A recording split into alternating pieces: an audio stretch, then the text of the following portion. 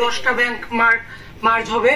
আসলে স্পেসিফিক্যালি যদি একটু আপনাদের প্ল্যান কি মার্জার নিয়ে, বা আপনারা যে রিসেন্টলি অর্ডিন্যান্সটা অ্যাপ্রুভ হয়েছে সেটার আন্ডারে কে ফান্ড দিবে বা কিভাবে হবে, ডিটেলস একটু মার্জার নিয়ে বলেন। নিত্য এক এক সময় না বলে একটু ডিটেলস যদি বলতেন, এটা একটা বিষয়। আরেকটা স্পেসিফিক প্রশ্ন আছে স্যার, আমরা জানি স্টক মার্কেটে লিস্টেড প্রায় 18-19টা ব্যাংকের মতো যারা তাদের অ্যানুয়াল রিপোর্ট প্রস্তুত করতে পারছিলেন না, এবং তাদের একটা বারও দেওয়া হয়েছিল যে ডিভিডেন্ড দিতে পারবে না, যেহেতু তারা মানে ডিফারেন্ট ফ্যাসিলিটি নিতে হবে বা নিচ্ছিল।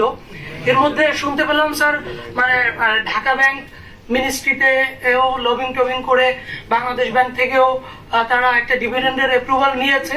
এখানে কোনো ইনফ্লুয়েন্স ছিল কিনা, বা তাদেরকে যদি ডিভিডেন্ডের অ্যাপ্রুভাল দেওয়া হয় কোন বিবেচনায় দেওয়া হয়েছে? ধন্যবাদ। দুইটা প্রশ্ন স্যার। আমার একটা প্রশ্ন আছে,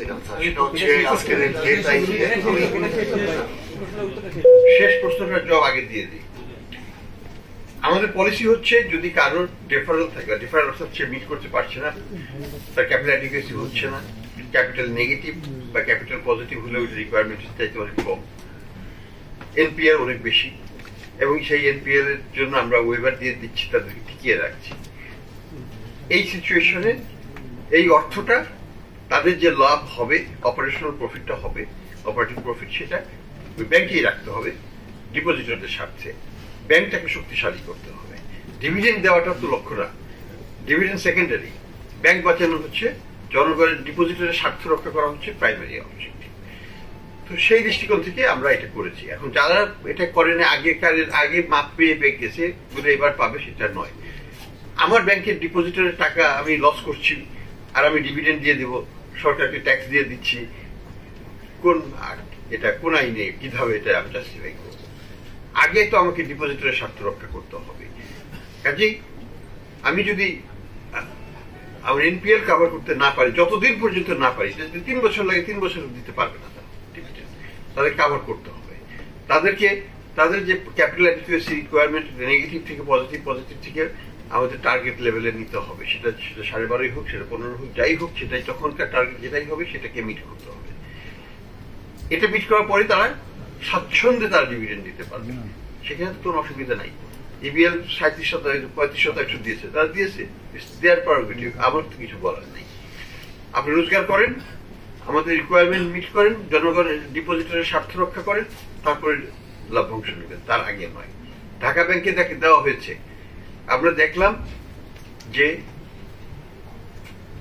অল্প একটু, এটা কত, মানে 0.12 বা 0.13% তাদের কম ছিল রিকোয়ার্ড ক্যাপিটাল অ্যাডিকুয়েসি থেকে। সবসময় একটা জিনিস আছে যে গ্রেস পিরিয়ডের কথা বলা হয় না, গ্রেস নাম্বারের কথা বলা হয় না। আমাদের ঢাকা ইউনিভার্সিটিতেও ছিল যে 600 নম্বরে ফার্স্ট ক্লাস, বা একজন 597 বা 598 পেল, 3 নম্বর পর্যন্ত গ্রেস দেওয়া হয়। তো আমরা ওই পলিসিটাতেই যে ঠিক আছে, একটা কোম্পানি একেবারেই কাছে, তাদেরকে আমরা বলে দেব আগামী বছর কিন্তু দেব না, এই বছর অনলি বাই 0.13 তাকে আমরা ডিপ্রাইভ করতে চাইছি, সেই কারণে দেওয়া হয়েছে। এটা কোনো ফেভারিটিজমের বিষয় নয়, এটা অবজেক্টিভ ভিত্তিতে দেওয়া হয়েছে। They are too close to meet that. এবং তাদেরকে যদি আমরা না দিই, they will be very disheartened, না ঠিক আছে আগামী বছর তো আর দিচ্ছি না, বলে দিচ্ছি তোমরা খুব কাছে আছো, আগামী বছর অবশ্যই এটা ওভারকাম করে পুরোপুরি মিট করে আরো বেশি টার্গেট আমরা তাদের কাছে আশা করছি। এটাই আমাদের বক্তব্য ছিল, এবং এখনো সেটাই আমরা দুটো ব্যাংকে আমরা এই কারণে, আর কোনো কিছু না।